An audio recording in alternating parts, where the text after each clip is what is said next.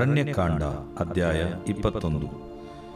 ಕಾನಾನ್ ದೇಶದ ದಕ್ಷಿಣ ಪ್ರಾಂತ್ಯದಲ್ಲಿದ್ದ ಕಾನಾನ್ಯನಾದ ಅರಾದ್ ಪಟ್ಟಣದ ಅರಸನು ಅಥಾರೀಮ್ ಮಾರ್ಗವಾಗಿ ಇಸ್ರಾಯೇಲ್ಯರು ಬರುತ್ತಾರೆಂಬ ವರ್ತಮಾನವನ್ನು ಕೇಳಿದಾಗ ಅವನು ಅವರ ಮೇಲೆ ಯುದ್ಧ ಮಾಡಿ ಕೆಲವರನ್ನು ಸೆರೆ ಹಿಡಿದನು. ಇಸ್ರಾಯೇಲ್ಯರು ಯೆಹೋವನಿಗೆ ಹರಕೆಯನ್ನು ಮಾಡಿಕೊಂಡು, ನಾವು ಈ ಜನವನ್ನು ಜಯಿಸುವಂತೆ ನೀನು ಅನುಗ್ರಹಿಸಿದರೆ ನಾವು ಅವರ ಗ್ರಾಮಗಳನ್ನು ಪೂರ್ಣವಾಗಿ ಹಾಳು ಮಾಡಿ ಯೆಹೋವನಿಗಾಗಿಯೇ ಬಿಟ್ಟು ಬಿಡುತ್ತೇವೆ ಅಂದರು. ಯೆಹೋವನು ಆ ಪ್ರಾರ್ಥನೆಯನ್ನು ಕೇಳಿ ಇಸ್ರಾಯೇಲ್ಯರು ಆ ಕಾನಾನ್ಯರನ್ನು ಜಯಿಸುವಂತೆ ಮಾಡಲಾಗಿ ಅವರು ಆ ಜನರನ್ನು ಅವರ ಗ್ರಾಮಗಳನ್ನು ನಿಶ್ಶೇಷವಾಗಿ ನಾಶ ಮಾಡಿಬಿಟ್ಟರು. ಆದದರಿಂದ ಆ ಪ್ರದೇಶಕ್ಕೆ ಹೊರ್ಮಾ ಎಂದು ಹೆಸರಾಯಿತು. ಇಸ್ರಾಯೇಲ್ಯರು ಹೋರ್ ಬೆಟ್ಟದಿಂದ ಹೊರಟು ಎದೋಮ್ಯರ ದೇಶವನ್ನು ಸುತ್ತಿಕೊಂಡು ಹೋಗುವುದಕ್ಕೆ ಕೆಂಪು ಸಮುದ್ರದ ಮಾರ್ಗವಾಗಿ ಪ್ರಯಾಣ ಮಾಡುತ್ತಿರಲು ಮಾರ್ಗಾಯಾಸದಿಂದ ಅವರಿಗೆ ಬೇಸರವಾಯಿತು. ಆಗ ಅವರು ದೇವರಿಗೂ ಮೋಶೆಗೂ ವಿರೋಧವಾಗಿ ಮಾತಾಡುತ್ತಾ, ನೀವು ನಮ್ಮನ್ನು ಈ ಮರಳು ಕಾಡಿನಲ್ಲಿ ಕೊಲ್ಲಬೇಕೆಂದು ಐಗುಪ್ತ ದೇಶದಿಂದ ಕರೆದುಕೊಂಡು ಬಂದಿರೋ? ಇಲ್ಲಿ ಆಹಾರವೂ ಇಲ್ಲ, ನೀರೂ ಇಲ್ಲ. ಈ ನಿಸ್ಸಾರವಾದ ಆಹಾರವನ್ನು ತಿಂದು ತಿಂದು ನಮಗೆ ಬೇಸರವಾಯಿತೆಂದು ಹೇಳುವವರಾದರು. ಅದಕ್ಕೆ ಯೆಹೋವನು ಉರಿ ಮಂಡಲಗಳನ್ನು ಜನರೊಳಗೆ ಬರಮಾಡಿದನು. ಅವು ಜನರನ್ನು ಕಚ್ಚಿದ್ದರಿಂದ ಬಹು ಜನ ಸತ್ತು ಹೋದರು. ಆದುದರಿಂದ ಜನರು ಮೋಶೆಯ ಬಳಿಗೆ ಬಂದು, ನಾವು ನಿನಗೂ ಯೆಹೋವನಿಗೂ ವಿರೋಧವಾಗಿ ಮಾತಾಡಿ ದೋಷಿಗಳಾದೆವು. ಈ ಸರ್ಪಗಳು ನಮ್ಮ ಬಳಿಯಿಂದ ತೊಲಗಿ ಹೋಗುವಂತೆ ನೀನು ಯೆಹೋವನಿಗೆ ಪ್ರಾರ್ಥನೆ ಮಾಡಬೇಕೆಂದು ಬೇಡಿಕೊಂಡರು. ಮೋಶೆ ಜನರಿಗೋಸ್ಕರ ಪ್ರಾರ್ಥಿಸಲಾಗಿ ಯೆಹೋವನು ಅವನಿಗೆ, ನೀನು ತಾಮ್ರದಿಂದ ವಿಷಸರ್ಪದ ಆಕಾರವನ್ನು ಮಾಡಿಸಿ ಧ್ವಜಸ್ತಂಭದ ಮೇಲೆ ಎತ್ತಿ ನಿಲ್ಲಿಸಬೇಕು. ಸರ್ಪಗಳಿಂದ ಗಾಯಪಟ್ಟವರು ಅದನ್ನು ನೋಡಿ ಬದುಕಿಕೊಳ್ಳುವರು ಎಂದು ಆಜ್ಞಾಪಿಸಿದನು. ಆದ ಕಾರಣ ಮೋಶೆ ತಾಮ್ರದಿಂದ ಸರ್ಪದ ಆಕಾರವನ್ನು ಮಾಡಿಸಿ ಧ್ವಜಸ್ತಂಭದ ಮೇಲೆ ಇಡಿಸಿದನು. ಸರ್ಪಗಳಿಂದ ಗಾಯಪಟ್ಟವರಲ್ಲಿ ಯಾರು ಆ ತಾಮ್ರದ ಸರ್ಪವನ್ನು ಲಕ್ಷ್ಯವಿಟ್ಟು ನೋಡಿದರೋ ಅವರೆಲ್ಲರೂ ಬದುಕಿಕೊಂಡರು. ತರುವಾಯ ಇಸ್ರಾಯೇಲ್ಯರು ಅಲ್ಲಿಂದ ಹೊರಟು ಓಬೋತಿನಲ್ಲಿ ಇಳಿದುಕೊಂಡರು. ಓಬೋತಿನಿಂದ ಹೊರಟು ಮೋವಾಬ್ ದೇಶದ ಮೂಡಲ ದಿಕ್ಕಿನ ಅರಣ್ಯದಲ್ಲಿರುವ ಇಯ್ಯೇ ಅಬಾರೀಮಿನಲ್ಲಿ ಇಳಿದುಕೊಂಡರು. ಅಲ್ಲಿಂದ ಹೊರಟು ಜೆರೆತ್ ತಗ್ಗಿನಲ್ಲಿ ಇಳಿದುಕೊಂಡರು. ಅಲ್ಲಿಂದ ಹೊರಟು ಅರ್ನೋನ್ ಹೊಳೆಯ ಆಚೆ ಕಡೆಯಲ್ಲಿ ಇಳಿದುಕೊಂಡರು. ಅರ್ನೋನ್ ಹೊಳೆಯು ಅಮೋರಿಯರ ಪ್ರದೇಶದಿಂದಾಚೆ ಇರುವ ಅರಣ್ಯದಲ್ಲಿ ಮೋವಾಬ್ಯರಿಗೂ ಅಮೋರಿಯರಿಗೂ ನಡುವೆ ಇದ್ದು ಮೋವಾಬ್ಯರ ಮೇರೆಯಾಗಿದೆ.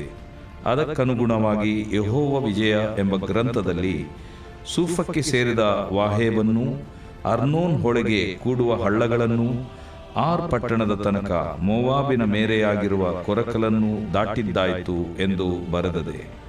ಅಲ್ಲಿಂದ ಅವರು ಬೇರೆ ಸ್ಥಳಕ್ಕೆ ಬಂದರು.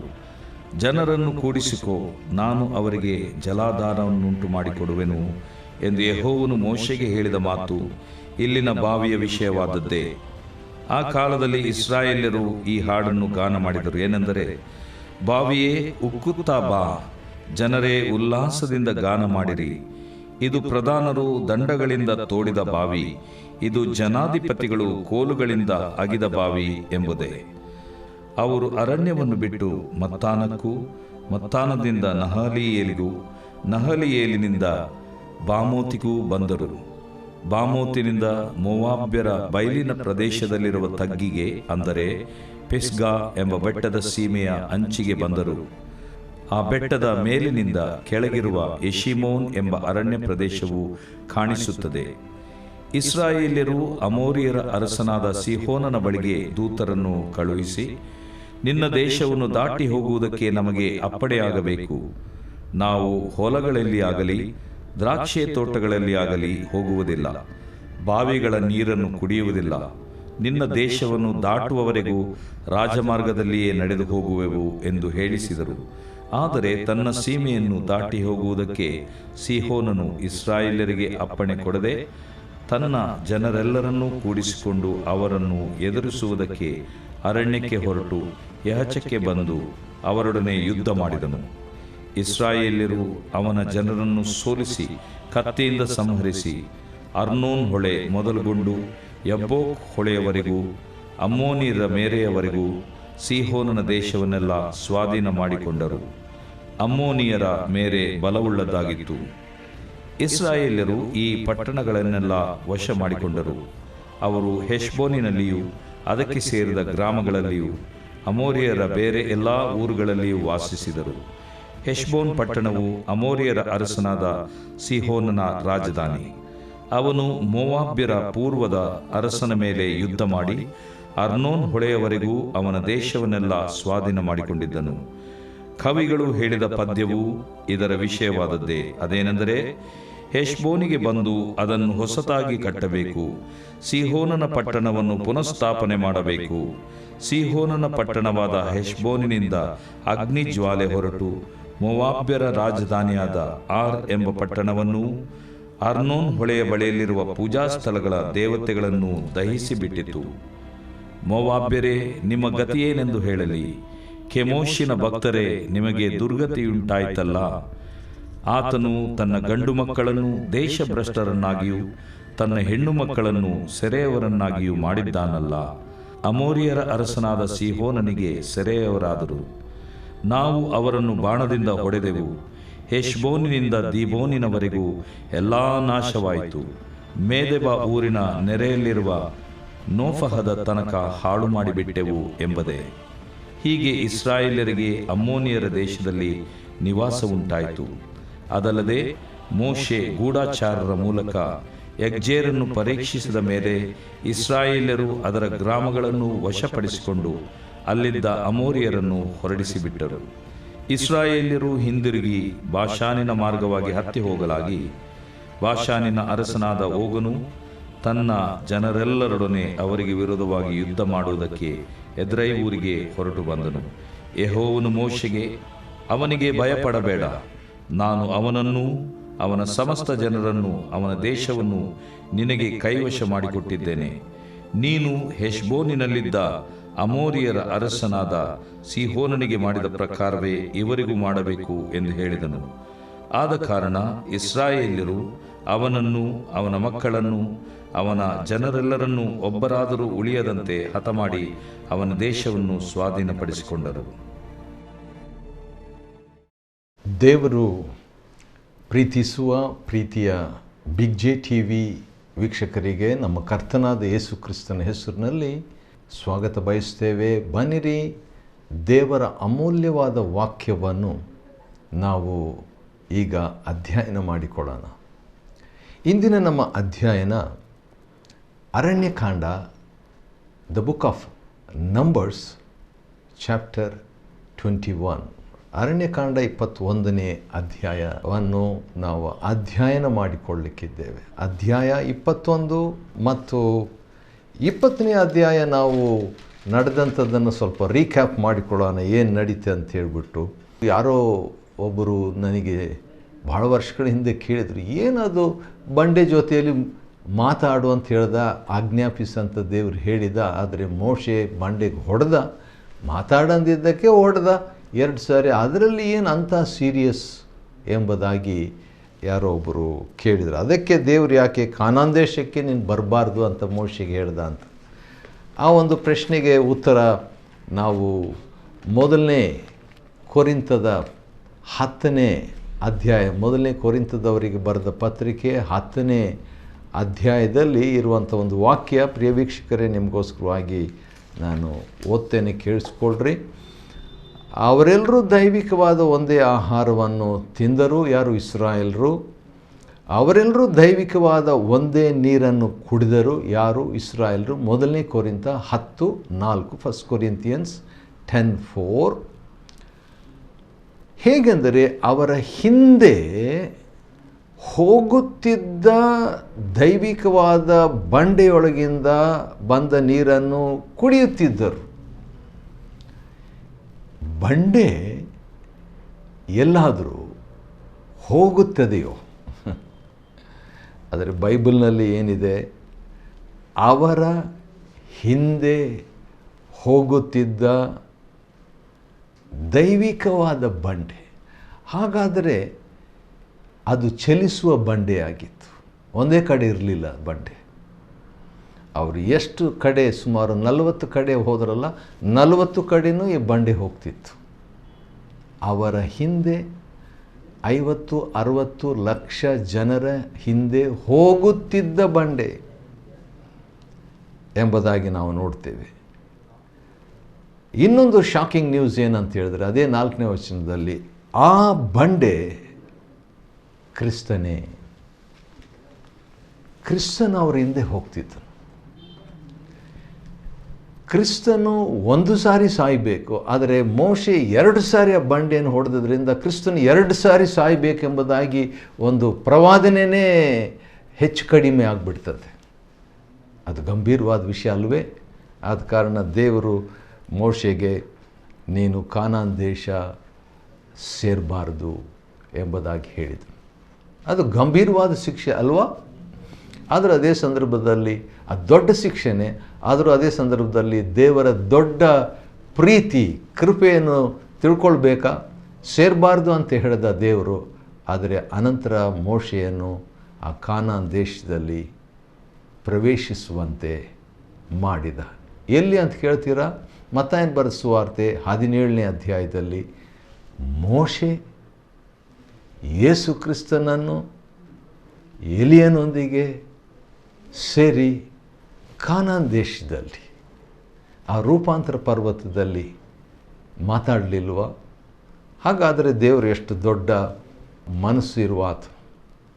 ದೇವರ ಬಗ್ಗೆ ಸೈತಾನು ಚಿತ್ರಿಸುವಂಥ ಒಂದು ಚಿತ್ರ ಏನಂದರೆ ದೇವರು ಒಳ್ಳೆಯವನಲ್ಲ ಎಂಬಂಥ ಚಿತ್ರ ಆದಿಕಾಂಡದಿಂದ ಆತನು ಚಿತ್ರಿಸಿದ್ದಾನೆ. ಭಾಳ ಜನರು ಅವನ ಆ ಮಾರಾಟ ಮಾಲನ್ನು ಕೊಂಡುಕೊಳ್ತಾ ಇದ್ದಾರೆ. ಅದರಿಂದ ದೇವರ ಮೇಲೆ ಬೇಸರ ಪಟ್ಕೊಂಡಿದ್ದಾರೆ. ಇಸ್ರಾಯೇಲರು ಕೂಡ ಆಗಾಗ ದೇವ್ರ ಮೇಲೇನೋ ದೇವ್ರ ಸೇವಕರ ಮೇಲೇನೋ ಕೋಪ ಮಾಡಿಕೊಳ್ತಿದ್ದಾರೆ. ಆದರೆ ದೇವರು ಒಳ್ಳೆಯವನು. ದೇವರು ಒಳ್ಳೆಯವನು. God is good. ನಮ್ಮ ಜೀವಮಾನವೆಲ್ಲ ಆತನು ಮಾಡುವಂಥದ್ದು ನಮಗೆ ಅರ್ಥ ಆಗದಿದ್ದರೂ ಕೂಡ ಆತನು ಒಳ್ಳೆಯವನೇ ಎಂಬುದಾಗಿ ತಿಳ್ಕೊಳ್ತಕ್ಕದ್ದು ಸರಿ. ಇಸ್ರಾಯೇಲರಲ್ಲಿ ಅಲ್ಲಿ ಯೆಹೋವನ ಸಂಗಡ ವಿವಾದ ಮಾಡಿದ್ದರಿಂದ ಮೇರಿಬಾ ಅಂತ ಆ ಒಂದು ಸ್ಥಳಕ್ಕೆ ಹೆಸರಾಯಿತು. ಮೊದಲು ಮಿರಿಯಾಮಳು ತೀರ್ಕೊಂಡ್ಳು, ಅನಂತರ ಆರೋನು ಕೂಡ ತೀರ್ಕೊಂಡನು. ಆರೋನು ಎಲ್ಲಿ ತೀರ್ಕೊಂಡ ಅಂತ ಹೇಳ್ಬಿಟ್ಟು ನೋಡುವಾಗ ಕಾದೇಶ್ನಿಂದ ಹೊರಟು ಹೋರ್ ಎಂಬ ಬೆಟ್ಟಕ್ಕೆ ಬಂದರು. ಹೋರ್ ಅಂತೇಳಿದರೆ ಎತ್ತರದ, ಅಥವಾ ಇಂಗ್ಲೀಷ್ನಲ್ಲಿ ಪ್ರಮೋಟೆಡ್ ಅಂದರೆ ಬಡತಿಯಾಗುವ ಅಂತ. ಒಂದು ರೀತಿಯಿಂದ ಆರೋನಿಗೆ ಅಲ್ಲಿ ಪ್ರಮೋಷನ್ ಸಿಕ್ತು. ಪ್ರಮೋಷನ್ ಅಂತ ಹೇಳಿದರೆ ಆತನು ಅಲ್ಲಿ ಸತ್ತು ಹೋದ. ಅಲ್ಲಿಂದ ಆತನಿಗೆ ದೇವರ ಸನ್ನಿಧಾನಕ್ಕೆ ಹೋಗುವಂಥ ಒಂದು ಅವಕಾಶ ಸಿಕ್ತು. ಆಗ ದೇವರು ಒಂದು ವಿಚಿತ್ರ ಮಾತನ್ನು ಹೇಳ್ತಾನೆ. ಅದೇನೆಂದರೆ, ಆರೋನ್ ಸಾಯೋದಕ್ಕೆ ಮುಂಚಿತವಾಗಿ ಆರೋನನ ವಸ್ತ್ರಗಳನ್ನು ತೆಗೆದು, ಮೋಶೆ ತೆಗಿಬೇಕಂತೆ ಮಹಾಯಾಜಕನ ಒಂದು ವಸ್ತ್ರ, ಅದನ್ನು ತೆಗೆದು ಅವನ ಮಗನಾದ ಎಲಾಜಾರನಿಗೆ ತೊಡಿಸಬೇಕು ಅಂತ ದೇವರು ಹೇಳ್ತಾನೆ. ಅದೇ ರೀತಿಯಾಗಿ ಅವನು ದೇಹ ಬಿಟ್ಟು ಹೋದ. ಆರೋನು ಮಹಾಯಾಜಕನು ಇಳಿದು ಬಂದಾಗ, ಹೊರಟು ಹೋದಾಗ ಮಹಾಯಾಜಕನು ಬೇರೆಯಾಗಿದ್ದ. ಇಸ್ರಾಯೇಲರು ನೋಡ್ತಾ ಇದ್ದರು. ಆರೋನು, ಮೋಶೆ, ಎಲಾಜಾರನು ಮೂವರು ಹೋದರು. ಆದರೆ ಇಳಿದು ಬರುವಾಗ ಹೋರ್ ಪರ್ವತದಲ್ಲಿ ಆರೋನನು ಇಲ್ಲ. ಮೋಶೆ ಮತ್ತು ಎಲಾಜಾರನು, ಹೊಸ ಮಹಾಯಾಜಕನು ಎಲಾಜಾರನು ಬರ್ತಾ ಇದ್ದಾನೆ. ಅದನ್ನು ಜನರು ನೋಡಿಬಿಟ್ಟು ತಿಳ್ಕೊಂಡು 30 ದಿವಸ ಆರೋನಿಗೋಸ್ಕರವಾಗಿ ಗೋಳಾಡ್ತಾರೆ, ಶೋಕಿಸ್ತಾರೆ. 21ನೇ ಅಧ್ಯಾಯದಲ್ಲಿ ನಾವು ನೋಡುವಾಗ ಕಾನಾನ್ ದೇಶದ ಒಂದು ಕಡೆಯಲ್ಲಿ ಅರಾದ್ ಪಟ್ಟಣದ ಅರಸನು ಬಂದು ಕೆಲವರನ್ನು, ಇಸ್ರಾಯೇಲರಲ್ಲಿ ಕೆಲವರನ್ನು ಸೆರೆ ಹಿಡಿತಾನೆ. ಸೆರೆ ಹಿಡಿದಾಗ ಯೆಹೋವನಿಗೆ ಇಸ್ರಾಯೇಲರು ಹರಕೆ ಮಾಡಿ ನಮಗೆ ಜಯ ಕೊಡಂತ ಹೇಳಿದಾಗ ದೇವರವರಿಗೆ ಜಯ ಕೊಡ್ತಾನೆ ರೀ. ಜಯ ಕೊಟ್ಟಿದ ಮೇಲೆ ಆನಂತರ ಬರ್ತಾರೆ. ಬಂದಾಗ ಕೆಂಪು ಸಮುದ್ರದ ಮಾರ್ಗವಾಗಿ ಬರುವಾಗ ಈ ಒಂದು ಮಾತು ನಾನು ಹೇಳಬೇಕು. ಅದೇನಂತ ಹೇಳಿದ್ರೆ, ಇಸ್ರಾಯೇಲರು ಬರ್ತಾ ಇದ್ದಾಗ ಶಾರ್ಟ್ಕಟ್ ಬಂದು ಏದೋಮ್ ಎಂಬ ಕಡೆಯಿಂದ ಬಂದರೆ ಅದು ಶಾರ್ಟ್ಕಟ್ ಆಗ್ತಿತ್ತು. ಆದರೆ ಏದೋಮ್ಯರು ಇಸ್ರಾಯೇಲ್ರಿಗೆ ಸಂಬಂಧಿಕರೇ ಅವರು, ಸ್ಥಳ ಕೊಡಲ್ಲ, ಅವರಿಗೆ ಅವಕಾಶ ಕೊಡಲ್ಲ. ನಾವು ನಿಮಗೇನು ತೊಂದರೆ ಕೊಡಲ್ಲ, ನಿಮ್ಮ ನೀರು ಕುಡಿಯಲ್ಲ, ಒಂದು ವೇಳೆ ನೀರು ಕುಡಿದ್ರೂ ಕೂಡ ಅದಕ್ಕೆ ಬೇಕಾದ ಕ್ರಯ ಕೊಡ್ತೀವಿ ಅಂತ ಹೇಳಿದರೂ ಕೂಡ ಮೋಶೆ ರಿಕ್ವೆಸ್ಟ್ ಮಾಡಿಕೊಂಡ್ರು ಕೂಡ ಎದೋಮ್ಯರು ಸ್ಥಳ ಕೊಡಲ್ಲ. ಆದ ಕಾರಣ ಇಸ್ರಾಯೇಲಿಗೆ ಏನು ಮಾಡ್ತಾರೆ, ರೌಂಡ್ ಅಬೌಟ್ ಲಾಂಗ್ ಆಗಿ ದೂರ ಪ್ರಯಾಣ, ದೂರವಾಗಿ ಶಾರ್ಟ್ಕಟ್ ಹೋಗದೆ ದೂರವಾಗಿ ಹೋಗ್ತಾರೆ. ಆ ಕೆಂಪು ಸಮುದ್ರ ಮಾರ್ಗವಾಗಿ ಪ್ರಯಾಣ ಮಾಡಿದಾಗ ಅವ್ರಿಗೆ ಆಯಾಸ ಆಗಿಬಿಡ್ತದೆ, ಬೇಸರ ಆಗಿಬಿಡ್ತದೆ. ಮಾರ್ಗಾಯಾಸದಿಂದ 4ನೇ ವಚನ 21ನೇ ಅಧ್ಯಾಯ ಅರಣ್ಯಕಾಂಡ, ಅವರು ಬೇಸರ ಪಟ್ಕೊಂಡು ಈ ಆಯಾಸ ಪಟ್ಕೊಂಡಾಗ ಕೂಡ ಗೊಣಗುಟ್ಬಿಡ್ತಾರೆ ಅಲ್ವಾ? ಹಾಗೇನೇ ಆಗಿದ್ದು. ಅವರು ಮಾರ್ಗಾಯಾಸದಿಂದ ಅವರು ಬೇಸರ ಪಟ್ಕೊಂಡ್ರು, ಗೊಣಗುಟ್ಟಿದ್ರು. ಮೋಶೆಗೂ ಮೊದಲು ದೇವರಿಗೂ ಮೋಶೆಗೂ ವಿರುದ್ಧವಾಗಿ ಗೊಣಗುಟ್ಟಿದ್ರು. ನೀವು ನಮ್ಮನ್ನು ಈ ಮರಳುಗಾಡಿನಲ್ಲಿ ಕೊಲ್ಲಬೇಕಂದು ಐಗುಪ್ತ ದೇಶದಿಂದ ಕರ್ಕೊಂಡು ಬಂದಿಯಾ? ಹಾಗೆಲ್ಲ ಮಾತಾಡಿದಾಗ ದೇವರು ಏನು ಮಾಡ್ತಾರೆ, ಅವರಿಗೆ ತೀರ್ಪು ಮಾಡಬೇಕಲ್ಲ. ಆದ ಕಾರಣ ದೇವರು ಉರಿಮಂಡಲಗಳನ್ನು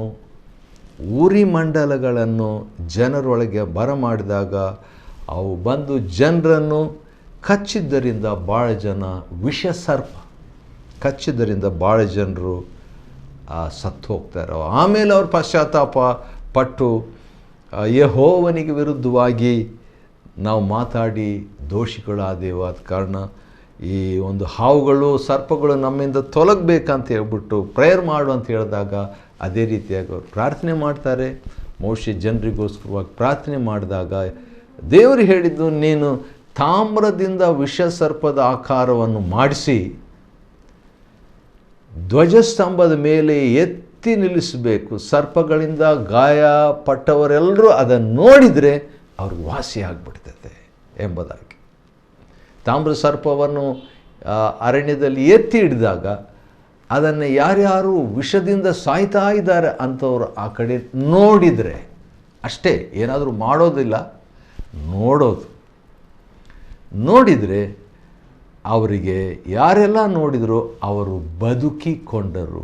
ಇದೇ ಮಾತನ್ನು ನಮ್ಮ ಕರ್ತನಾದ ಯೇಸು ಕ್ರಿಸ್ತನು ಯೋಹಾನ 3ನೇ ಅಧ್ಯಾಯದಲ್ಲಿ, ನಮಗೆಲ್ಲರಿಗೂ ಗೊತ್ತು, ಯೋಹಾನ 3:16, ದೇವರು ಲೋಕದ ಮೇಲೆ ಎಷ್ಟೋ ಪ್ರೀತಿಯನ್ನಿಟ್ಟು ತನ್ನ ಒಬ್ಬನೇ ಮಗನನ್ನು ಕೊಟ್ಟನು, ಆತನನ್ನು ನಂಬುವ ಒಬ್ಬರಾದರೂ ನಾಶವಾಗದೆ ಎಲ್ಲರೂ ನಿತ್ಯ ಜೀವನ ಪಡೆಯಬೇಕೆಂದು ಕೊಟ್ಟನಂತ. ನಾಶವಾಗದೆ ಅಂತ ಹೇಳಿದಾಗ ಯಾವ ರೀತಿ ನಾಶವಾಗಿದೆ ಅಂದರೆ, ವಿಷಸರ್ಪವನ್ನು ನೋಡದೆ ನಾಶವಾದ್ರಲ್ಲ, ಅದರ ಬಗ್ಗೆ ಸ್ವಾಮಿ ಹೇಳ್ತಾ ಇದ್ದಾನೆ. ಅಂದರೆ ಸಂದರ್ಭ, ಯಾಕಂದರೆ ಯೋಹಾನ 3:16ನೇ ವಚನದ ಮೇಲೆ 15 ಇದೆ, 14 ಇದೆ. 14-15ನೇ ವಚನ ನೋಡುವಾಗ ಈ ವಿಷ ಸರ್ಪದ ಬಗ್ಗೆ ಅರಣ್ಯಕಾಂಡ 21ರಲ್ಲಿ ಯಾವ ರೀತಿಯಾಗಿ ತಾಮ್ರ ಸರ್ಪ ಮೇಲೆ ಎತ್ತಲ್ಪಟ್ಟಿತ್ತಲ್ಲ, ಅದೇ ರೀತಿಯಾಗಿ ಮನುಷ್ಯಕುಮಾರನು ಕೂಡ ಎತ್ತಲ್ಪಡಬೇಕಂದ್ರೆ ಶಿಲುಬೆ ಮೇಲೆ ಆತನನ್ನು ನೋಡುವವರು, ನೋಡಿ ನಂಬುವವರು, ನಂಬಿಕೆಯಿಂದ ನೋಡುವಂಥವರು ಬದುಕಿಕೊಳ್ಳುವರು, ನಿತ್ಯ ಜೀವ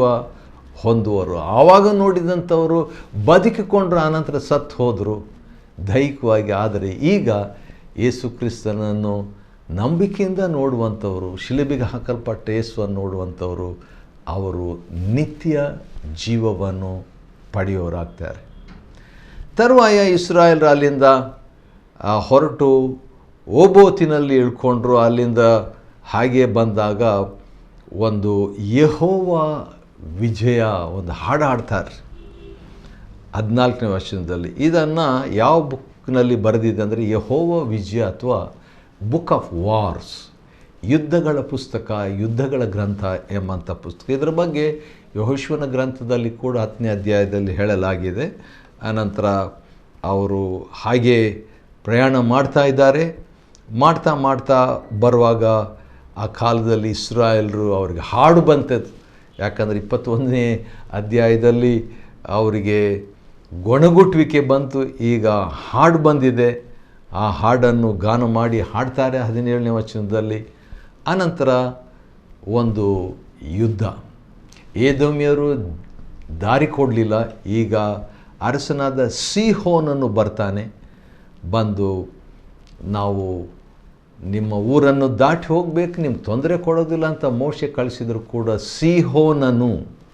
ಅರಸ ಸೀಹೋನನು ಏನು ಮಾಡ್ತಾನೆ, ಇಲ್ಲ, ಅಪ್ಪಣೆ ಕೊಡೋದಿಲ್ಲ, ದಾಟಿಕೊಡ್ಲಿಕ್ಕೆ ಅಂತ ಹೇಳ್ಬಿಟ್ಟು ಯುದ್ಧಕ್ಕೆ ಬರ್ತಾನೆ. ಯುದ್ಧಕ್ಕೆ ಬಂದಾಗ ಕೂಡ ದೇವರು ಅವ್ರ ಮೇಲೆ ಜಯ ಕೊಡ್ತಾರೆ. ಜಯ ಕೊಡೋದು ಅಷ್ಟೇ ಅಲ್ಲ, ಇನ್ನೂ ಸೀಹೋನ್ನ ಪ್ರಾಂತ್ಯವನ್ನು ಆ ದೇಶವನ್ನು ಊರುಗಳನ್ನು ಅವರು ಸ್ವಾಧೀನ ಮಾಡಿಕೊಳ್ತಾರೆ. ದೇವರು ಕೆಲವು ಸಾರಿ ಈ ರೀತಿಯಾಗಿ ಮಾಡುವಂಥದ್ದು ಇದು ಸಾಧ್ಯ. ಯುದ್ಧ, ಭಯ ಈ ರೀತಿಯಾಗಿ ಆದಾಗ ದೇವರು ಇನ್ನಷ್ಟು ಬ್ಲೆಸ್ಸಿಂಗ್ ಅವರಿಗೆ ಕೊಡ್ತಾನೆ.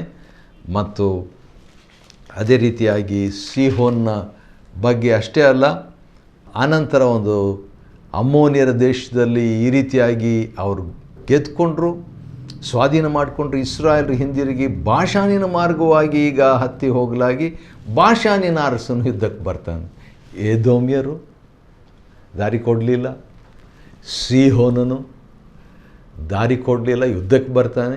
ಈಗ ಬಾಷಾನನು ಕೂಡ 33ನೇ ವಚನದಲ್ಲಿ ಬಾಷಾನಿನ ಅರಸನು, ಬಾಷಾನದ ಊರು, ಬಾಷಾನಿನ ಅರಸನು ಓಗನು ತನ್ನ ಜನರೆಲ್ಲರೊಡನೆ ಅವರಿಗೆ ವಿರುದ್ಧವಾಗಿ ಯುದ್ಧಕ್ಕೆ ಬಂದಾಗ ದೇವರು ಭಯಪಡಬೇಡ ಅವನಿಗೆ, ನಾನು ಅವನನ್ನು, ಅವನ ಸಮಸ್ತ ಜನರನ್ನು, ಅವನ ದೇಶವನ್ನು ನಿನ್ನ ಕೈಗೆ ನಾನು ಕೈವಶ ಮಾಡಿದ್ದೇನೆ, ಕೊಟ್ಟಿದ್ದೇನೆ.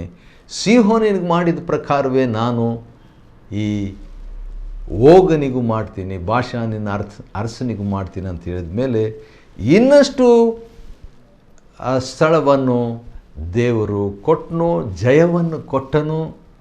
ಜಯವನ್ನು ಕೊಟ್ಟದ್ದಲ್ಲದೆ ಸ್ವಾಧೀನ ಮಾಡಿಕೊಳ್ಳುವಷ್ಟು ಕಾನಾನ್ ದೇಶದ ಇನ್ನೊಂದು ಭಾಗವನ್ನು ಕೂಡ ದೇವರು ಕೊಡ್ತಾನೆ. ಆದ ಕಾರಣ ಇಸ್ರಾಯೇಲರು ಅವನನ್ನು, ಅವನ ಮಕ್ಕಳನ್ನು, ಅವನ ಜನರೆಲ್ಲರನ್ನು ಒಬ್ಬರಾದರೂ ಉಳಿಯದಂತೆ ಅವರ ಮೇಲೆ ಯುದ್ಧ ಮಾಡಿ ಗೆದ್ದರು, ಆ ದೇಶವನ್ನು ಸ್ವಾಧೀನ ಮಾಡಿಕೊಂಡರು. ದೇವರ ಈ ಕಾರ್ಯವನ್ನು ನೋಡಿದಾಗ ನಮ್ಮ ಜೀವನದಲ್ಲಿ ಯಾವ ರೀತಿಯಾಗಿ ನಾವು ಇದನ್ನು ಅನ್ವಯಿಸ್ಕೊಳ್ಬೇಕು. ಒಬ್ಬ ದೇವ್ರ ಸೇವಕರು ಈ ರೀತಿಯಾಗಿ ಹೇಳಿದರು, ನಮ್ಮ ಶರೀರ ಒಂದು ಕಾನಾನ್ ದೇಶ ಇದ್ದ ಹಾಗೆ. ಆದರೆ ಕಾನಾನ್ ದೇಶದಲ್ಲಿ ಇಲ್ಲಿ ಬಾಷಾನಿನ ಅರಸನಾದ ಓಗರಿದ್ದಾರೆ. ಇನ್ನೊಂದು ಕಡೆ ನಮ್ಮ ಶರೀರದಲ್ಲಿ ಸೀಹೋನನು ಅರಸನಾದ, ಅಂದರೆ ಅಮೋರಿಯರ ಅರಸನಾದ ಸೀಹೋನರಿದ್ದಾರೆ. ಇವರ ಮೇಲೆ ಯುದ್ಧ ಮಾಡಬೇಕು ನಾವು. ಯಾರು ಇವರು ಅಂತ ಹೇಳ್ತೀರಾ? ಕೋಪ, ದ್ವೇಷ, ಹೊಟ್ಟೆ ಕಿಚ್ಚು, ಇವುಗಳ ಮೇಲೆ ಜಯ ಪಡ್ಕೊಂಡಾಗ ನಮಗೆ ಹೆಚ್ಚಾಗಿ ನಮ್ಮ ದೇಹ ದೇವರಿಗೆ ಸ್ವಾಧೀನವಾಗ್ತದೆ. ಇದು ದೇವರ ಚಿತ್ತ, ದೇವರ ಆಶೆ. ಆ ರೀತಿಯಾಗಿ ಬಾಳುವಂತೆ ದೇವರು ನಮಗೆ ಸಹಾಯ ಮಾಡಲಿ. 21ನೇ ಅಧ್ಯಾಯವನ್ನು ಇದುವರೆಗೆ ನಾವು ಅಧ್ಯಾಯ ಮಾಡಿಕೊಳ್ಳುವಂತೆ ಅರಣ್ಯಕಾಂಡ 21ನೇ ಅಧ್ಯಾಯ ದೇವರು ಕೃಪೆ ಕೊಟ್ಟದಕ್ಕಾಗಿ ಆತನಿಗೆ ಸ್ತೋತ್ರವಾಗಲಿ. ದೇವರು ನಿಮ್ಮನ್ನು ಆಶೀರ್ವದಿಸಲಿ.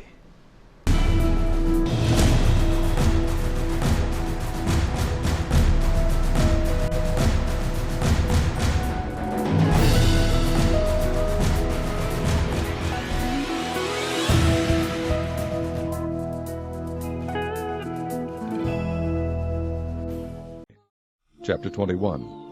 And when King Arad the Canaanite, which dwelt in the south, heard tell that Israel came by the way of the spies, then he fought against Israel, and took some of them prisoners.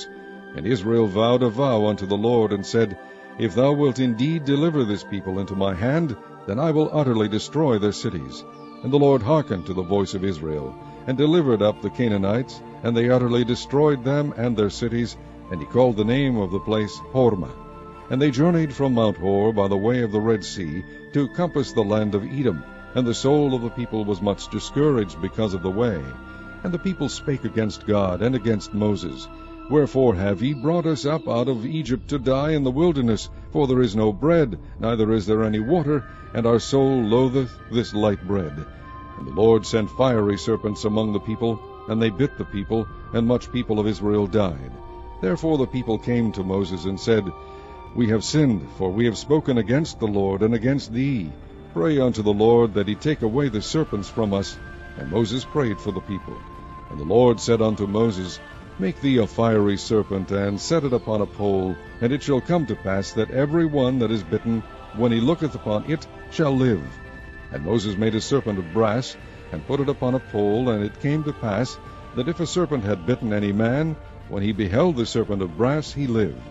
And the children of Israel set forward, and pitched in Oboth, And they journeyed from Oboth, and pitched at Ijeabarim, in the wilderness which is before Moab, toward the sunrising.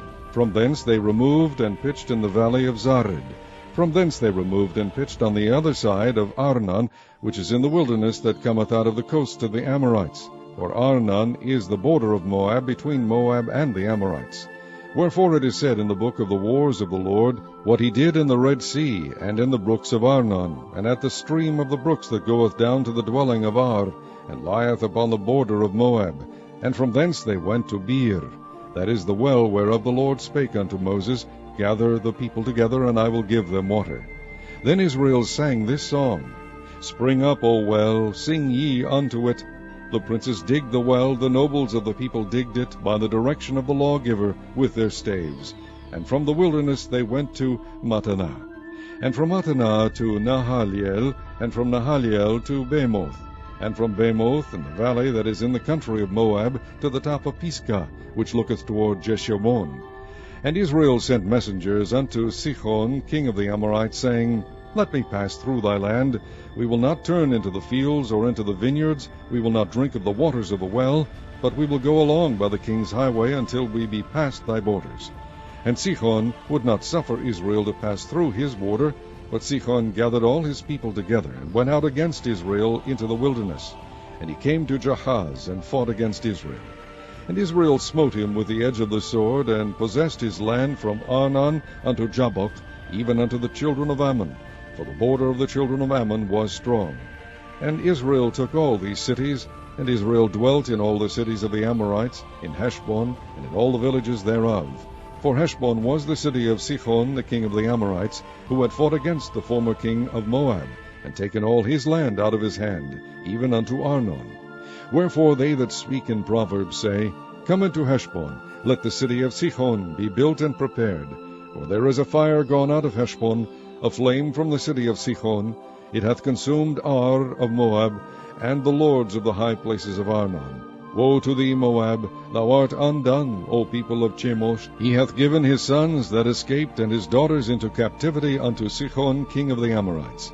We have shot at them. Heshbon is perished, even unto Dibon, and we have laid them waste even unto Nophah, which reacheth unto Medeba.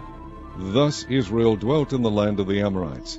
And Moses sent to spy out Jazer, and they took the villages thereof, and drove out the Amorites that were there.